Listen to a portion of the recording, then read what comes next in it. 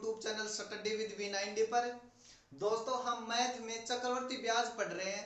चक्रवर्ती ब्याज और साधारण ब्याज की कुल मिलाकर हमने 7 क्लास ले ली और आज हमारी क्लास नंबर 8 है और आज हम चक्रवर्ती ब्याज को कंप्लीट करेंगे। चक्रवर्ती ब्याज में हमने मूलधन कैसे ज्ञात होता है ये पढ़ लिया, ब्याज कैसे ज्ञात होता है ये पढ़ लिया और मिश्र धन दर और समय कैसे ज्ञात होता है इसके बारे में हमने चर्चा कर ली। आज दोस्तों चक्रवर्ती ब्याज में कुछ विशेष प्रश्न होते हैं, उनके बारे में हम चर्चा करेंगे। विशेष प्रश्न जैसे किस्तों के प्रश्न हुए, एक आदि टाइप और होती है, इस प्रकार के प्रश्नों को आज हम हल करेंगे और आज हम चक्रवर्ती ब्याज को कंप्लीट करेंगे। कल की क्लास में दोस्तों हम क्या पढ़ेंगे? कल की क्लास में हम मिश्रित ब्याज पढ़ेंगे। मिश्रित ब्याज में हम वो प्रश्न पढ़ेंगे जिसमें हमें चक्रवर्ती ब्याज और साधारण ब्याज दोनों से संबंधित प्रश्न देखने को मिलेंगे। तो आज की क्लास शुरू करते हैं। आज की क्लास में हम चक्रवर्ती ब्याज को कंप्लीट करेंगे।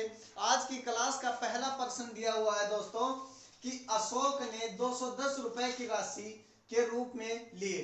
अशोक ने 210 रुपए की राशि के रूप में लिए और उसे 2 वार्षिक किस्तों में चुकाता है। यदि किस्त बराबर है और ब्याज की अदायगी दर कितनी है 10% चक्रवर्ती ब्याज से है तो प्रत्येक किस्त की राशि बताओ। इसमें दोस्तों हमें कह रहा है कि जो अशोक है, अशोक वो 210 रुपए उधार के लेता है और 2 बराबर किस्तों में, किस्तों का मान क्या है बराबर, 2 बराबर किस्तों में उसे चुकाता है। यदि ब्याज की दर, चक्रवर्ती ब्याज की दर कितनी है, चक्रवर्ती ब्याज की दर 10% है तो प्रत्येक किस्त की राशि बताओ। इसमें हमें क्या पूछ रहा है कि प्रत्येक किस्त की राशि बताओ। अब दोस्तों चक्रवर्ती ब्याज में जब भी आपको, चक्रवर्ती ब्याज में जब भी आपको किस्तों से संबंधित प्रश्न देखने को मिले तो हम सबसे पहले उसमें क्या उठाएंगे? हम सबसे पहले उसमें उठाएंगे दर। क्या उठाएंगे दोस्तों? सबसे पहले हम उसमें दर उठाएंगे और दर को हम किस में बदलेंगे? दर को हम बदलेंगे भिन्न में। अब ये 10% है, 10% को हम भिन्न में बदलेंगे तो प्रतिशत हटाने के लिए नीचे क्या करेंगे 100। अब इसको भिन्न में बदलेंगे तो यह हो जाएगा 1/10। क्या हो जाएगा 1/10। इसका मतलब यह है कि 10 रुपए एक साल में कितने हो जाते हैं? 10 रुपए एक साल में 11 रुपए हो जाते हैं। 10 रुपए एक साल में 11 रुपए हो जाते हैं। अगर हम किसी से 10 रुपए उधार लेंगे तो हमें एक साल बाद उसे कितना रुपए देना पड़ेगा? उसे 11 रुपए देना पड़ेगा। इसका मतलब यह है कि हम अगर हमने 10 रुपए उधार लिए होते और एक साल में देना होता, एक किस्त में देना होता और यदि दर 10% होती, चक्रवर्ती ब्याज की दर 10% होती तो दोस्तों हमें उस किस्त, पहली किस्त या एक ही किस्त था तो उसको कितने रुपए देना होता? 11 रुपए देना होता।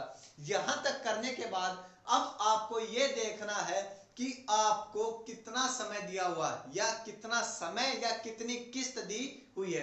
जितना समय या जितनी किस्त होगी उसको उसी प्रकार से लिखेंगे। अब इसमें हमें कितनी किस्त? इसमें हमें दोस्तों 2 किस्तें दी हुई है कि 2 वार्षिक किस्तों में उसे चुकाना है, उसे 2 वार्षिक किस्तों में चुकाना है।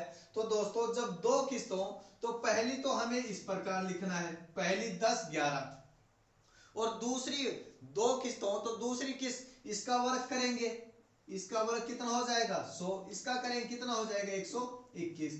अगर 2 किस्तों तो पहली तो 10 11 और दूसरी किस प्रकार लिखेंगे? इस वाली का वर्ग करेंगे और इस वाली का वर्ग करेंगे। अगर 3 हो तो किस प्रकार लिखेंगे?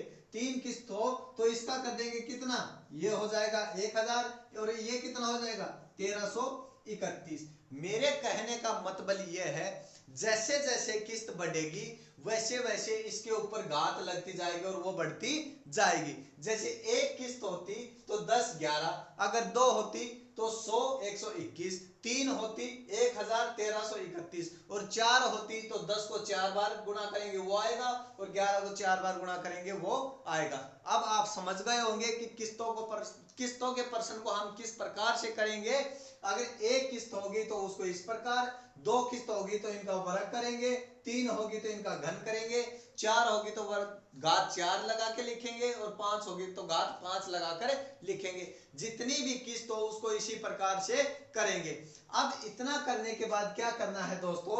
इतना करने के बाद हमें करना है, अब हमें कितनी किस्त में देना है? हमें 2 किस्तों में देना है, 2 किस्तों में देना है। तो दोस्तों हमें किस्तों का मान बराबर करना है, किस्तों का मान क्या करना है, बराबर करना है। 2 किस्तों में देना है और पर्सन में हमें कह रहा है कि प्रत्येक किस्त का मान क्या है, प्रत्येक किस्त का मान दोस्तों बराबर है। क्या है कि प्रत्येक किस्त का मान बराबर है, जो हमें दिया हो बराबर है। यदि किस्त बराबर है इसका मतलब प्रत्येक किस्त का मान बराबर है। अब किस्तों को बराबर करेंगे, अगर ये किस्त 121 की है तो ये किस्त भी कितने की होनी चाहिए, ये किस्त भी 121 की होनी चाहिए। मेरे कहने का मतलब ये है, जो बड़ी किस्त होगी, जो भी बड़ी किस्त होगी, छोटी वाली किस्त को बड़ी वाली किस्त में बदलेंगे, न कि बड़ी वाली किस्त को छोटी वाली किस्त में। मेरे कहने का मतलब यह है कि हम छोटी वाली किस्त को बड़ी वाली किस्त बना लेंगे, लेकिन बड़ी वाली किस्त को छोटी वाली किस्त नहीं बनाएंगे। अब अगर आप कहो कि सर किस्तों को बराबर करना है तो आप इसको ही 11 कर लो ना, इसमें 11 का भाग दे दो, लेकिन ऐसा नहीं करना। मैं यही बता रहा हूं कि छोटी वाली किस्त को बड़ी वाली किस्त बनाना है,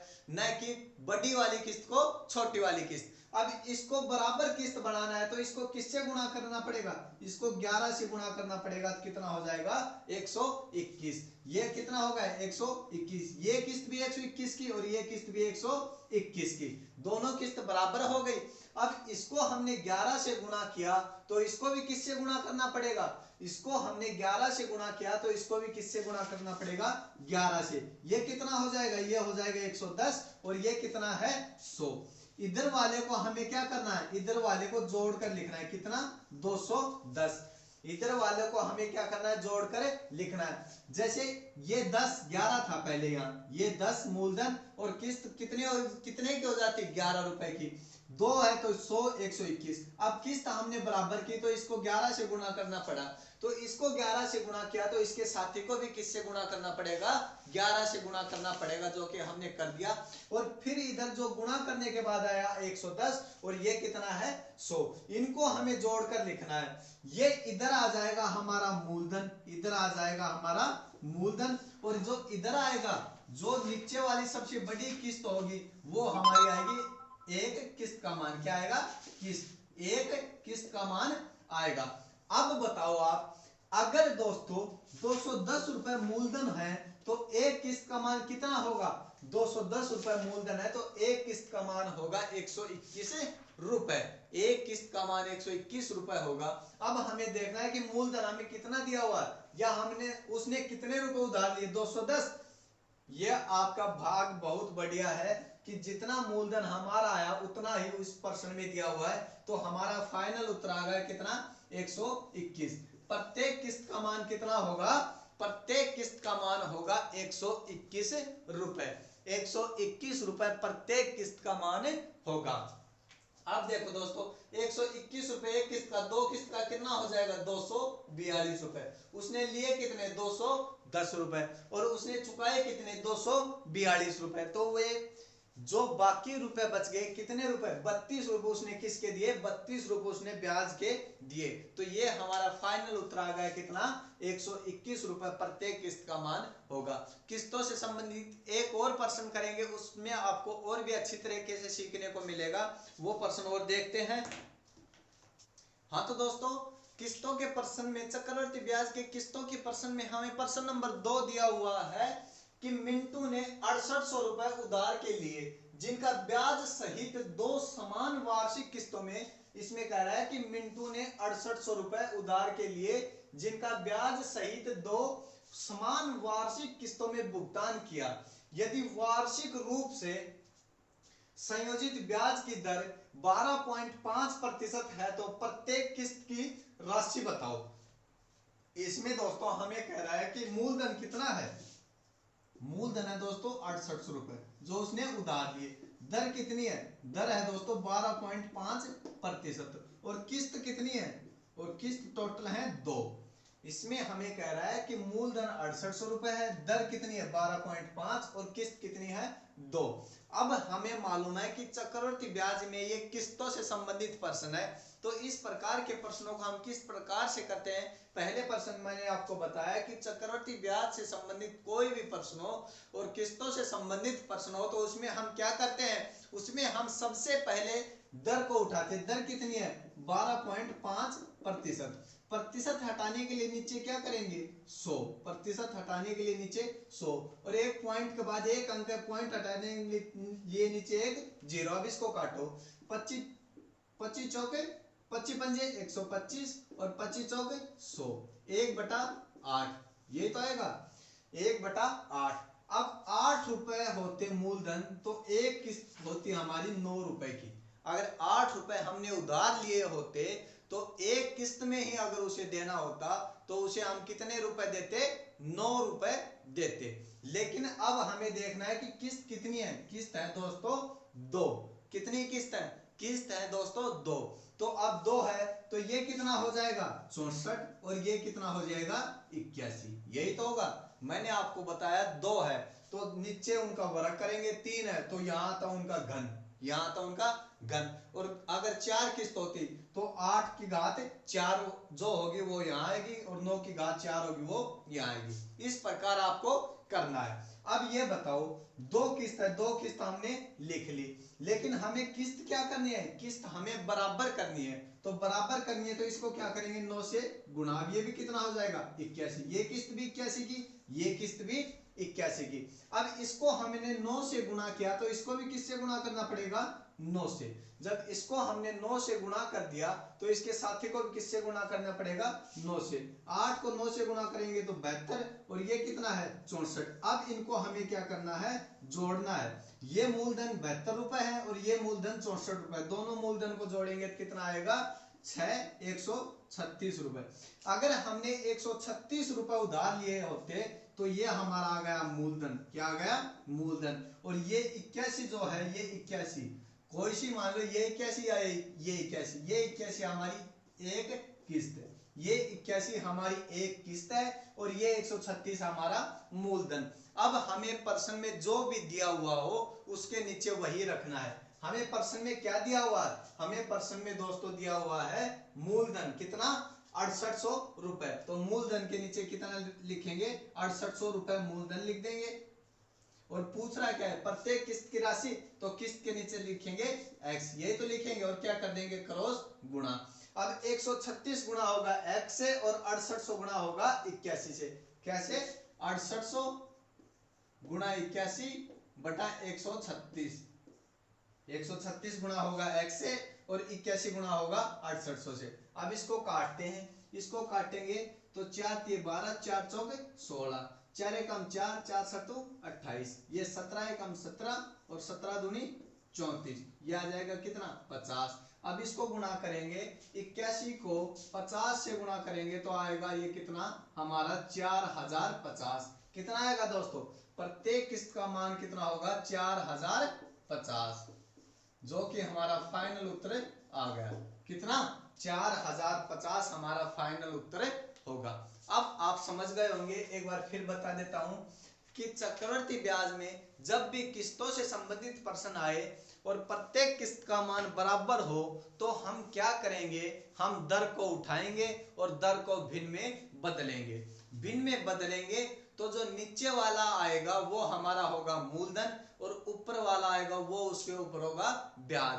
अब हमें ये मालूम करना है कि अगर इसमें दिया हुआ है कि 8 रुपए 1/8 आया तो 8 मूलधन है 1 रुपए ब्याज है। अगर एक ही किस्त होती तो हमें कितने रुपए चुकाने पड़ते 9 रुपए चुकाने पड़ते, उसमें हमारा ब्याज भी आ गया और हमारा मूलधन भी आ गया।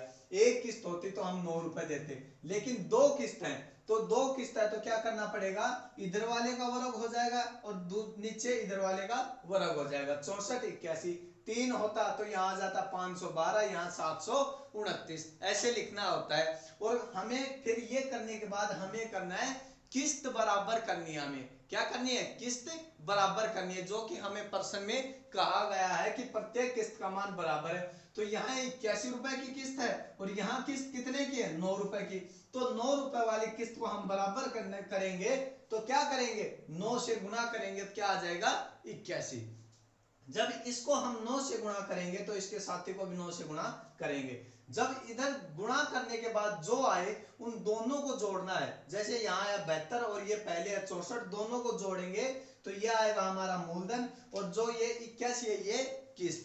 इसका मतलब यह है कि अगर 136 रुपए उसने उधार लिए होते और 2 बराबर किस्तों में चुकाना होता तो प्रत्येक किस्त का मान 81 रुपए होता। लेकिन 136 रुपए उसने उधार नहीं लिए, उसने उधार लिए कितने 6800 रुपए। कितने रुपए उधार लिए उसने लिए 6800 रुपए उसने उधार लिए। तो 6800 मूलधन के नीचे मूलधन लिखना है और किस्त के नीचे किस्तों के नीचे किस्त लिखनी है। जो प्रश्न में दिया हो उसके नीचे वही लिखना है और फिर क्रॉस गुणा कर देना, वही हमारा फाइनल उत्तर आ जाएगा। तो हमारा यहाँ फाइनल उत्तर कितना है 4050 रुपए, जो हमारा फाइनल उत्तर होगा। किस्तों से संबंधित एक और प्रश्न मैं आपको बताऊंगा, फिर आपको अगली प्रकार के प्रश्नों को देखेंगे। अब एक और प्रश्न मैं आपको बताता हूं। हाँ तो दोस्तों, किस्तों के प्रश्न में आखिरी प्रश्न है और ये बहुत बेहतरीन प्रश्न है। इस प्रश्न को करने के बाद आपको किस्तों के प्रश्न अच्छी तरीके से समझ में आ जाएंगे। इस प्रश्न में जितना भी घुमा कर देना था वो घुमा दिया, इससे आगे आपको कुछ नहीं देखने को मिलेगा। ये प्रश्न है कि यश ने कुछ धनराशि उधार ली और वह उसे 3 बराबर वार्षिक किस्तों में चुकाता है और प्रत्येक किस्त का मान बराबर है तथा चक्रवृद्धि ब्याज की दर 20% वार्षिक संयोजित है और प्रत्येक किस्त का मान 432 रुपए है, तो वह धनराशि क्या है। इसमें हमें कह रहा है कि जो यश वो कुछ धनराशि उधार लेता है। अब हमें नहीं मालूम कि वो धनराशि कितनी है, लेकिन वो उस धनराशि को 3 किस्तों में चुकाता है। कितनी किस्तों में? वह उस धनराशि को 3 बराबर वार्षिक किस्तों में चुकाता है। यदि चक्रवृद्धि ब्याज की दर कितनी है? यदि चक्रवृद्धि ब्याज की दर 20% है और प्रत्येक किस्त का मान कितना दे रखा है? प्रत्येक किस्त का मान 432 रुपए दे रखा है, तो वह धनराशि पूछ रहा है। अब इसमें हमें दे क्या रखा है? मूलधन दे रखा है? मूलधन नहीं दे रखा, वो हमसे पूछ रहा है। दर दे रखी है, दर कितनी है? 20%। और किस्त कितनी है? किस्त कितनी है दोस्तों? किस्त है 3। कितने? 3 बराबर वार्षिक किस्तों में चुकाता है। कितनी किस्तें? 3 किस्तें। 3 किस्त है, दर है 20%, मूलधन दे नहीं रखा, लेकिन प्रत्येक किस्त का मान कितना है? प्रत्येक किस्त का मान है दोस्तों कितना? प्रत्येक किस्त का मान 432 रुपए है।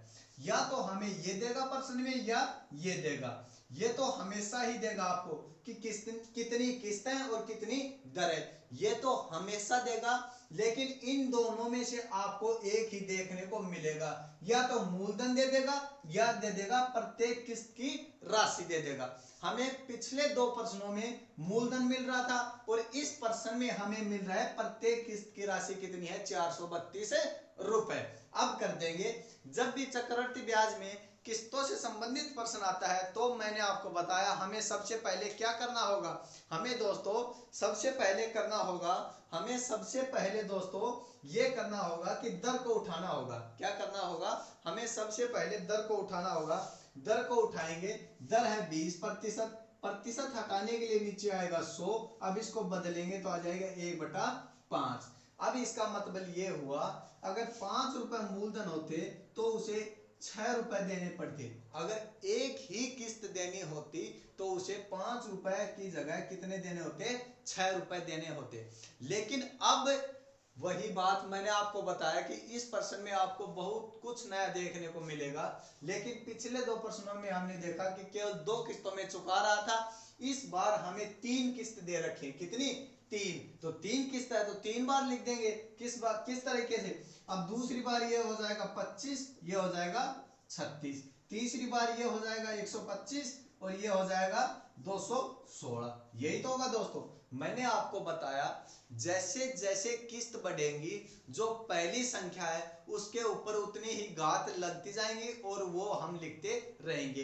पहली बार होता एक किस्त होती तो 5 6, 2 होती तो इसके ऊपर घात 2 लगेंगी तो क्या आ जाएगा 25, इसके ऊपर घात 2 लगेंगी तो आ जाएगा 36। और 3 किस्त है तो इसके ऊपर घात 3 लगेगी, यहाँ लिखेंगे 125, इसके ऊपर घात 3 216। इस प्रकार हमें करना है। 4 होती तो याद रखना जितनी किस्त होंगी उनको इस प्रकार ही लिखना है। एक किस्त 5 6, दूसरी 25 36, तीसरी 125 216। 16। इस प्रकार ही हमें क्या है क्या करना है, लिखना है।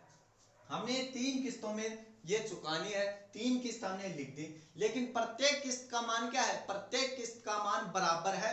तो हम क्या करेंगे, हम करेंगे किस्तों का मान बराबर करेंगे। और मैंने आपको बताया बड़ी वाली किस्त में बदलेंगे, छोटी वाली किस्तों को किस में बदलेंगे, छोटी वाली किस्तों को बड़ी वाली किस्त में बदलेंगे। अब बड़ी वाली किस्त में बदलेंगे तो दोस्तों ये बताओ आप 36 को किससे गुणा करना पड़ेगा, 36 को किससे गुणा करना पड़े कि ये 216 हो जाए। हमें मालूम है कि 36 को 6 से गुणा करेंगे तो क्या हो जाएगा 216। इसको क्या करेंगे 6 से गुणा। अगर इसको 6 से गुणा कर रहे हैं तो इसके साथी को भी क्या करेंगे 6 से गुणा। इसको किससे गुणा करना पड़ेगा, इसको 6 से गुणा कर रहे 216 आ रहा है, तो इसको 36 से गुणा कर देंगे, इसको 36 से गुणा कर देंगे तो क्या आ जाएगा 216। तो इसको किससे गुणा करना पड़ेगा 36 को, 36 से। याद रखना इधर वाले को जिससे गुणा करेंगे उसके साथी को भी उसी संख्या से क्या करेंगे, उसके साथी को भी उसी संख्या से गुणा करेंगे। इसको 36 से गुणा किया तो इसके साथी को भी 36 से गुणा किया, इसको हमने 6 से गुणा किया, इसके साथी को भी 6 से गुणा किया। इधर हमें गुणा करने की कोई आवश्यकता नहीं है। और याद रखना किस्त का मान जो बड़ी किस्त होगी वो ही होगी, किस्त का मान क्या, जो बड़ी किस्त होगी वही होगी। तो किस्त का मान तो आ गया कितना 216। लेकिन हमें अब क्या चाहिए, हमें मूलधन चाहिए। तो मूलधन कैसे याद करेंगे, इसको गुणा करेंगे तो 36 को 5 से गुणा करेंगे तो आएगा 180। 36 को 5 से गुणा करें 180, 25 को 6 से गुणा करेंगे तो आएगा 150, और ये कितना 125। अब इन तीनों को जोड़ेंगे, अब इन तीनों को जोड़ेंगे तो हमें क्या प्राप्त होगा, इन तीनों को गुणा करने के बाद जोड़ेंगे तो हमें प्राप्त होगा मूलधन। मूलधन कितना आएगा हमारा 5 और ये कितना 455। अगर ये अब हमारा आ गया मूलधन, ये हमारा आ गया क्या मूलधन, क्या आ गया दोस्तों, ये हमारा मूलधन। और प्रत्येक किस्त का मान कितना है 216, ये भी कितना 216 और ये भी कितना 216। प्रत्येक किस्त का मान कितना है दोस्तों 216।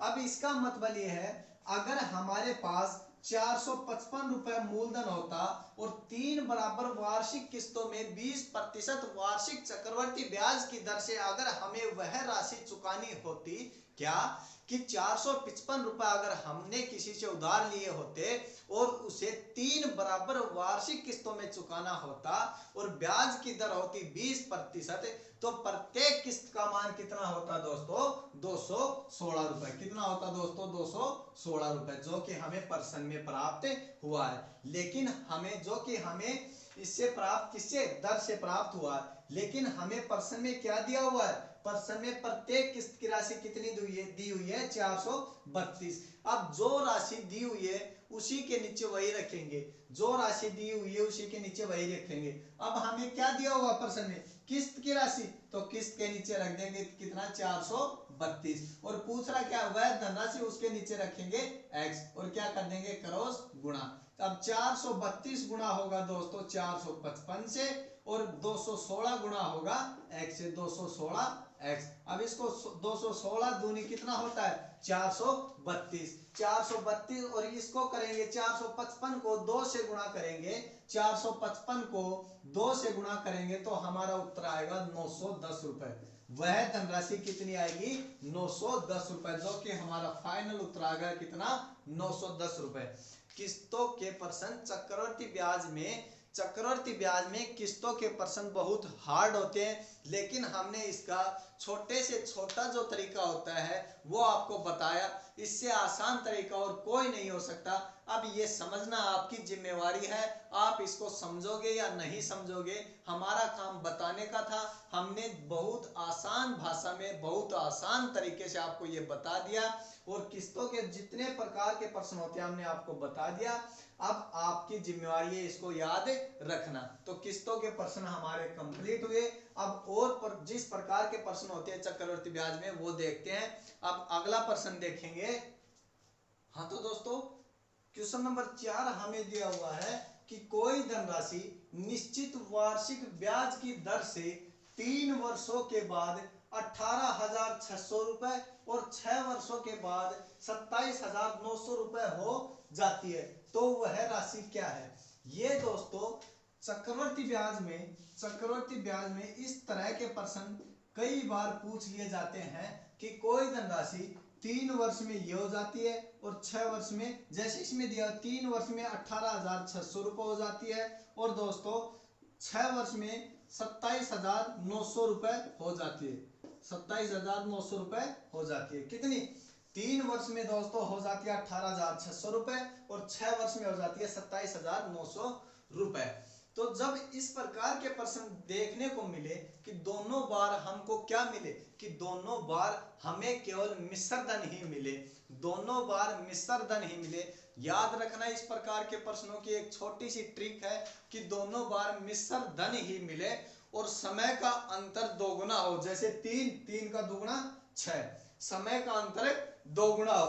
तो दोस्तों क्या करेंगे, ऊपर लिखेंगे 2 बार छोटी संख्या 18,600 गुणा 18,600 और नीचे लिखेंगे क्या, बड़ी संख्या 27,900। याद रखना चक्रवृद्धि ब्याज में जब समय 2 हो और समय 2 गुना हो, जैसे 3 से 6 और दोनों बार मिश्र धन केवल यही दिया हुआ हो, तो क्या करेंगे, एक छोटी सी सूत्र है या ट्रिक है, छोटी संख्या गुणा छोटी संख्या बटा बड़ी संख्या।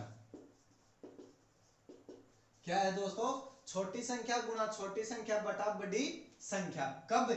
जब समय दोगुना हो, जैसे 3 से 6 वर्ष और दोनों बार मिश्र धन दिया हो, तो हमें कौन सा सूत्र लगाना है, जो छोटा मिश्र धन होगा वो 2 बार लिखेंगे और उसमें किसका भाग दे देंगे, बड़े वाले मिश्र धन का, और हमारा वो जो मूल धनराशि है वो फाइनल उत्तर आ जाएगा। अब इसको काटेंगे तो ये आ जाएगा 2 0 से 2 0। अब इसको 3 से काटेंगे दोस्तों, 3 नाम 27, 3 तिये 9, 3 छिकी 18, 3 दूनी 6। अब इसको काटेंगे 3 से तो ये आ जाएगा दोस्तों 2 बार कट जाएगा, ये कितनी बार, 2 बार। ये आ जाएगा 262 को 200 से गुणा करेंगे तो ये आ जाएगा दोस्तों 12,400 रुपए। वह राशि कितनी आ जाएगी, 12,400 रुपए फाइनल उत्तर हमारा आ जाएगा। हमारा दोस्तों फाइनल उत्तर क्या आ जाएगा, 12,400 रुपए। कितना, 12,400 रुपए हमारा फाइनल उत्तर आ गया। हाँ तो दोस्तों पिछली तरह का प्रश्न हमें ये दिया हुआ है कि कोई राशि एक निश्चित प्रतिशत ब्याज दर पर 3 वर्षों में 8,028 रुपए और 6 वर्षों में 12,042 रुपए हो जाती है, तो वह राशि क्या है? अगर ब्याज की दर वार्षिक संयोजित हो, इसमें हमें कह रहा है, इसमें हमें क्या कह रहा है कि कोई जो धनराशि है वो क्या है, अगर 3 वर्षों में हो जाती है 8,028 रुपए और 6 वर्षों में हो जाती है 12,042 रुपए, तो वही बात हो गई, पहले 3 वर्ष और फिर 6 वर्ष, समय कितना, दोगुना हो रहा है और दोनों बार क्या दे रखा है, मिश्र धन। तो हमारा वो सूत्र या वो ट्रिक क्या है, छोटी संख्या, क्या है, छोटी संख्या गुणा छोटी संख्या बटा बड़ी संख्या, यही तो है। अब छोटी संख्या कितनी है दोस्तों, छोटी संख्या 8,028 गुणा 8,028 बटा बड़ी संख्या कितनी है, 12,042। छोटी संख्या गुणा छोटी संख्या बटा बड़ी संख्या।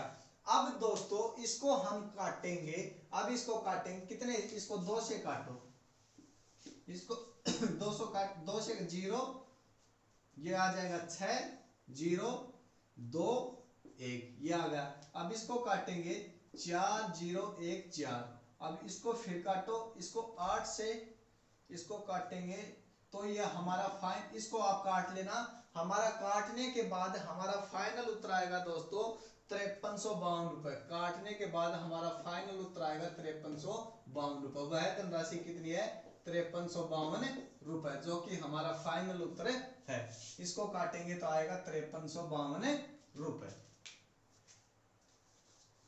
हाँ दोस्तों, तो अगला प्रश्न हमें दिया हुआ है कि एक बैंक अर्धवार्षिक रूप से 20% चक्रवृद्धि ब्याज की पेशकश करता है। एक ग्राहक 1 वर्ष में 1 जनवरी और 1 जुलाई को 2800 रुपए जमा कराता है, वर्ष के अंत में ब्याज के माध्यम से उसे कितनी राशि प्राप्त होगी। इसमें दोस्तों कह रहा है कि जो बैंक है वो क्या करता है, 20% अर्धवार्षिक दर से ब्याज देता है। इसमें कह रहा है कि जो 20% दर है वो अर्धवार्षिक है और उस पर ब्याज देता है।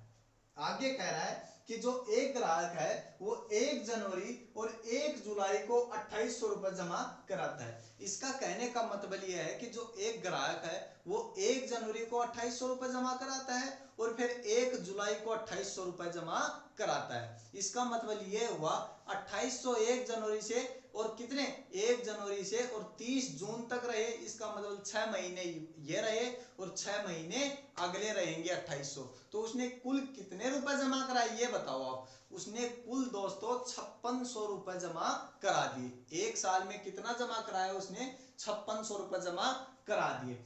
अब आगे कह रहा है तो उसे एक वर्ष में के अंत में कितना ब्याज मिलेगा, उसे एक वर्ष के अंत में कितना ब्याज मिलेगा। अब आप बताओ दोस्तों कि उसने जमा कितने कराए, 5600 रुपए। तो इसकी मैं एक छोटी सी ट्रिक बनाई है, वो अब आप ध्यान रखो तो अच्छी बात, ना रखो तो अच्छी बात। ये विशेष प्रश्न है और ये सीजीएल लेवल के क्वेश्चन है। अगर आपको आए तो अच्छा, ना आए तो अच्छा, लेकिन सीखने का प्रयास जरूर करना। सीखने में कोई दिक्कत नहीं है। अब ट्रिक क्या है वो मैं आपको बताता हूं। ट्रिक है दोस्तों कि 3 गुना दर। इसका मतलब यह है जो भी जब अर्धवार्षिक, ये प्रश्न याद रखना, जब अर्धवार्षिक रूप से जब हो पेशकश, जब ब्याज कोई शर्त दे अर्धवार्षिक रूप से दे और तो जो दर होगी उसको 3 से गुणा, 3 गुना दर प्लस में दर गुना दर बटा 100। इतना काम आपको करना है। तो इसका मतलब ये हुआ 3 गुना दर कितनी है 20 प्लस में 20 गुणा 20 बटा 100। अब इसको काटेंगे तो ये आ जाएगा कितना 4, 20 गुणा 3 60 और प्लस 4 कितना होगा 64%। ये हमने दर को सुधार लिया, इसमें हमने दर को सुधार लिया कि उसे एक वर्ष में दोनों जो धनराशि है 5600 रुपए मतलब 2800 रुपए, उस पर हमने सुधार लिया। कितना आया 64% आया। कितना आया दोस्तों 64% आया। अब आगे हमें क्या करना है, ये 64% का हमें 2800 का 64% निकालना है और वो ही हमारा फाइनल उत्तर आ जाएगा। इसको गुणा 2800 गुणा 64 बटा 100, इसको काटेंगे 2 0 से 2 0 और 64 को किससे 64 को 28 से गुणा करेंगे, वही हमारा फाइनल उत्तर आ जाएगा। 64 को 28 से गुणा करेंगे तो हमारा फाइनल उत्तर आएगा दोस्तों 1792। कितना आएगा 1792 रुपए। कितना है दोस्तों 1792 रुपए, जो कि हमारा फाइनल उत्तर होगा। फाइनल उत्तर कितना होगा दोस्तों 1792 रुपए। तो ये छोटी सी ट्रिक है, आपको याद रखना कि जो दर होगी उसको 3 से गुणा करेंगे और प्लस दर गुणा दर बटा 100। ये एक दर बना लेंगे हम, दोनों के साल में जो दर बनेगी उसको एक बना लेंगे और फिर जो मूलधन होगा उसका उतना प्रतिशत निकाल लेंगे जितनी दर है। जैसे 64% आया, इसका ये निकाल लिया 2800 का 64% आ गया हमारे पास कितना 1792। वही हमें क्या प्राप्त होगा, वही दोस्तों हमें ब्याज प्राप्त होगा। इस प्रकार का एक और प्रश्न मैं आपको बताता हूं, अगर आए तो बहुत बढ़िया, या डिप्रेशन में जाने की कोई जरूरत नहीं है। हाँ तो दोस्तों आज की क्लास का आखिरी प्रश्न हमें दिया हुआ है कि एक बैंक अर्धवार्षिक रूप से 20% चक्रवृद्धि ब्याज की पेशकश करता है। एक ग्राहक एक वर्ष में 1 जनवरी और 1 जुलाई को 7600 रुपए जमा कराता है, तो वर्ष के अंत में उसे कितना ब्याज प्राप्त होगा। जो पिछला प्रश्न हमने किया था उसी प्रकार का ये प्रश्न है। और हमने पिछले प्रश्न में आपको एक छोटी सी ट्रिक बताई कि जब अर्धवार्षिक ब्याज की पेशकश करता है और तो जो दर्दी होगी उसको हम क्या करेंगे, 3 से गुणा। क्या ट्रिक थी, 3 गुणा दर। क्या ट्रिक थी, 3 गुणा दर प्लस में दर गुणा दर बटा 100। ये हमारी क्या थी, ट्रिक। अब ये 3 गुणा दर कितनी है, 20% प्लस में 20 गुणा 20 बटा 100। ये कितना हो जाएगा दोस्तों, 20 या 60 और 4 ये हो जाएगा कितना, 64% हो जाएगा। तो अब जो ये दर आ रही है इसका क्या करेंगे हम, जो हमें राशि दी होगी, जो हमें मूलधन दिया होगा उसका ये 64 जितनी भी परसेंट आएगा, जितना भी परसेंट आएगा उस राशि का वो निकालेंगे और हमारा फाइनल उत्तर आ जाएगा। अब वो राशि कितनी है, 7600 रुपए। 7600 रुपए का कितना परसेंट, 64% निकालेंगे तो क्या आएगा हमारा, 2 0 से 2 0। 76 को किससे गुणा करेंगे, 76 गुणा 64, तो हमारा फाइनल उत्तर कितना आ जाएगा, 76 को 64 से गुणा करेंगे तो हमारा फाइनल उत्तर आ जाएगा 4864 रुपए। कितना आ जाएगा, 4864 रुपए हमारा फाइनल उत्तर आ जाएगा। तो हमारा फाइनल उत्तर क्या है, 4864 रुपए। तो दोस्तों आज की क्लास कंप्लीट हुई और आज हमने चक्रवर्ती ब्याज को संपूर्ण पढ़ लिया और सारा चक्रवर्ती ब्याज क्लियर हो गया। अब कल की क्लास में हम मिश्रित ब्याज देखेंगे। मिश्रित ब्याज में ऐसा ब्याज जिसमें साधारण ब्याज और चक्रवर्ती ब्याज दोनों से संबंधित प्रश्न हो, उस प्रकार के ब्याज को हम अगली क्लास में देखेंगे। तो आज के लिए इतना ही, धन्यवाद, नमस्कार।